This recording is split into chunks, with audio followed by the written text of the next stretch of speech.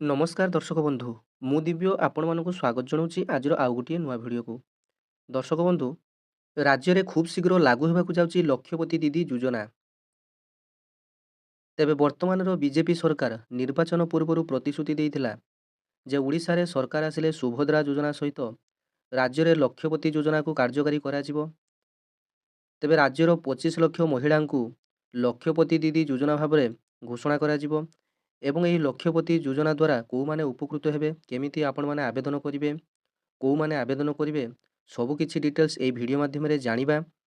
ତେବେ ଦର୍ଶକ ବନ୍ଧୁ, ଏହି ଲକ୍ଷପତି ଦିଦି ଯୋଜନାଟି କେନ୍ଦ୍ର ସରକାରଙ୍କର ବା ମୋଦି ସରକାରଙ୍କର ମହିଳାମାନଙ୍କୁ ସ୍ୱାବଲମ୍ବୀ ଏବଂ ଆର୍ଥିକ ସହାୟତା ଯୋଗାଇବା ପାଇଁ ଏକ ଯୁଗୋପଯୋଗୀ ଯୋଜନା ଅଟେ। ତେବେ ଏହି ଯୋଜନାର ଲାଭ କେଉଁମାନେ ପାଇବେ, ଡିଟେଲ୍ ସବୁ କିଛି ଆଲୋଚନା କରିଦେବା ଏହି ଭିଡ଼ିଓ ମାଧ୍ୟମରେ। ତେବେ ଯଦି ମୋର ଏହି ଭିଡ଼ିଓଟି ଆପଣମାନଙ୍କୁ ଇନଫର୍ମେଟିଭ୍ ଏବଂ ଜେନୁଇନ୍ ଲାଗିବ, ତେବେ ଚ୍ୟାନେଲଟିକୁ ନିଶ୍ଚିନ୍ତ ଭାବରେ ସବସ୍କ୍ରାଇବ୍ କରିନେବେ।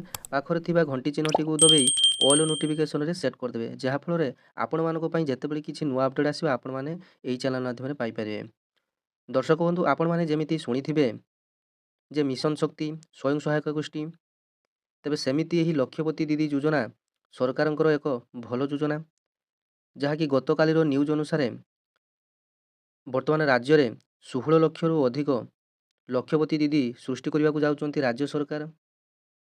ତେବେ ଆପଣମାନଙ୍କ ମନରେ ପ୍ରଶ୍ନ ଉଠୁଥିବ, ଏହି ଲକ୍ଷପତି ଦିଦି କାହାକୁ ଆମେ କହିବା ବା ୟାଙ୍କର କାମ କ'ଣ, କେଉଁମାନେ ହେଇପାରିବେ? ଦେଖନ୍ତୁ, ଏହି ଲକ୍ଷପତି ଯୋଜନାରେ ଏପ୍ଲାଏ କରିବାକୁ ହେଲେ ପ୍ରଥମେ ଆପଣମାନଙ୍କର ବୟସ 18 ବର୍ଷରୁ 50 ବର୍ଷ ହୋଇଥିବା ଆବଶ୍ୟକ ଏବଂ ଆପଣ ଜଣେ ଏସ୍ଏଚ୍ଜି ଗ୍ରୁପର ମେମ୍ବର ହୋଇଥିବା ଆବଶ୍ୟକ।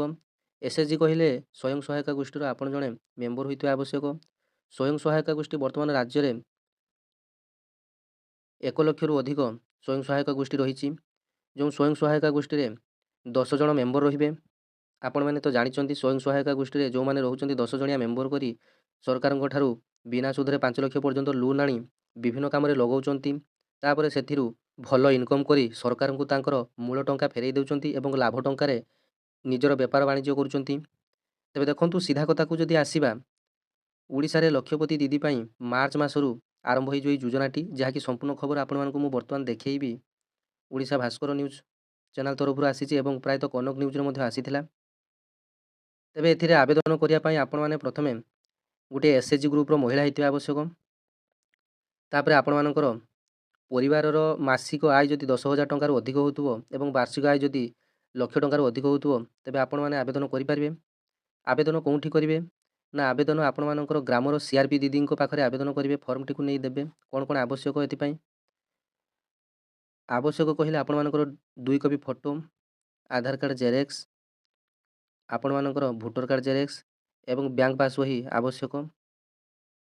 ଏଗୁଡ଼ାକ ସବୁ ଜେରକ୍ସ କରି ସେଲ୍ଫ ଆଟେଷ୍ଟେଡ୍ କରି ଆପଣମାନେ ସିଆର୍ପି ଦିଦିଙ୍କ ଗୋଟେ ଫର୍ମ ମିଳିବ, ସେଠାରେ ଆପଣମାନେ ଫିଲ୍ଅପ୍ କରିଦେବେ। ତାପରେ ଆପଣମାନେ ଦେଇଦେବେ।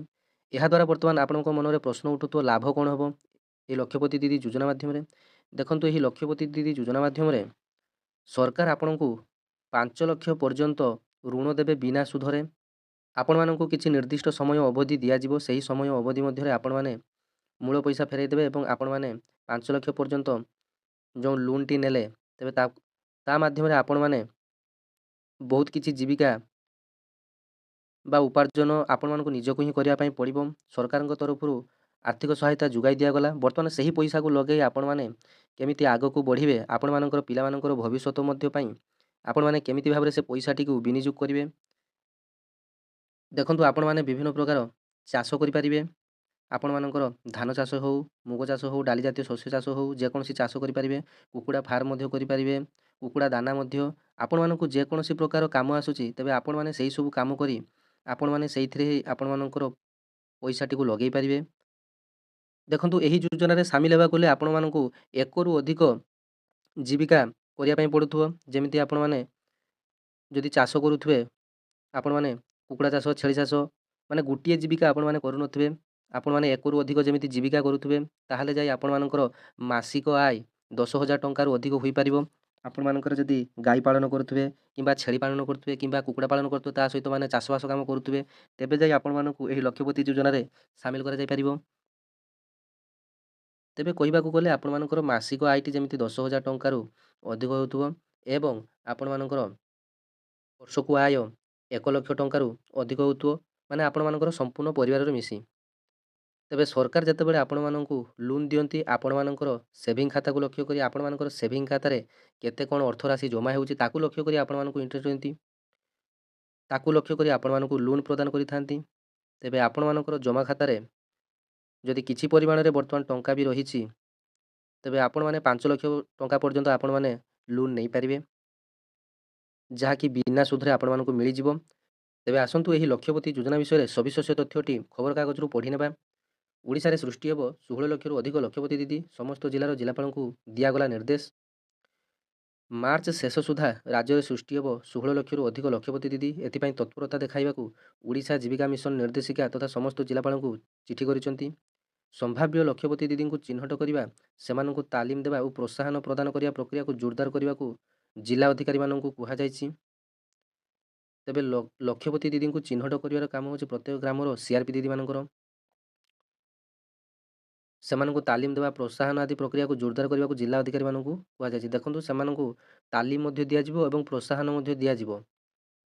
ଉଭୟ କେନ୍ଦ୍ର ଓ ରାଜ୍ୟ ସରକାର ଏହାକୁ ସବୁଠୁ ଅଧିକ ଗୁରୁତ୍ୱ ଦେଉଥିବା କଥା କୁହାଯାଇଛି। ଉଲ୍ଲେଖନୀୟ ଯେ ମହିଳା ସଶକ୍ତିକରଣ ଅଭିଯାନ ଭିତରେ ଲକ୍ଷପତି ଦିଦି ଏକ ସ୍ୱତନ୍ତ୍ର ଅଭିଯାନ। ପ୍ରତି ମହିଳା ଗୋଷ୍ଠୀରେ ଅତି କମରେ 10 ଜଣ ସଦସ୍ୟ ଅଛନ୍ତି। ଏମିତି ରାଜ୍ୟରେ ଏବେ 5,29,000 ସକ୍ରିୟ ସ୍ୱୟଂ ସହାୟକ ଗୋଷ୍ଠୀ କାର୍ଯ୍ୟ କରୁଛନ୍ତି। 60,00,000ରୁ ଅଧିକ ମହିଳା ଏଥିରେ ସଦସ୍ୟ ଅଛନ୍ତି। ଏମାନଙ୍କ ମଧ୍ୟରୁ ଚଳିତ ଆର୍ଥିକ ବର୍ଷ ଶେଷ ସୁଦ୍ଧା 16,19,000 ଲକ୍ଷପତି ଦିଦି ଚିହ୍ନଟ କରିବା ଅଥବା ତିଆରି କରିବାର ଲକ୍ଷ୍ୟ ରଖିଛନ୍ତି ସରକାର। କୁହାଯାଇଛି ଯେ ଯେଉଁ ମହିଳା ସରକାରଙ୍କର ଜୀବିକା ମିଶନରେ ସାମିଲ ହୋଇ ନିଜର ବାର୍ଷିକ ଆୟ 1,00,000 ଟଙ୍କା ପାର କରିଛନ୍ତି, ସେମାନଙ୍କୁ ଲକ୍ଷପତି ଦିଦି ଆଖ୍ୟା ଦେବେ ସରକାର। ଗତ କିଛି ବର୍ଷ ହେବ ରାଜ୍ୟରେ ସ୍ୱୟଂ ସହାୟକ ଗୋଷ୍ଠୀକୁ ବିପୁଳ ସୁଧରେ ରିହାତି ଋଣଯୁକ୍ତ ଆବଣ୍ଟନ ପାଣ୍ଠି ରିଲିଭିଂ ଫଣ୍ଡ ସରକାର ଯୋଗାଇ ଦେଉଛନ୍ତି।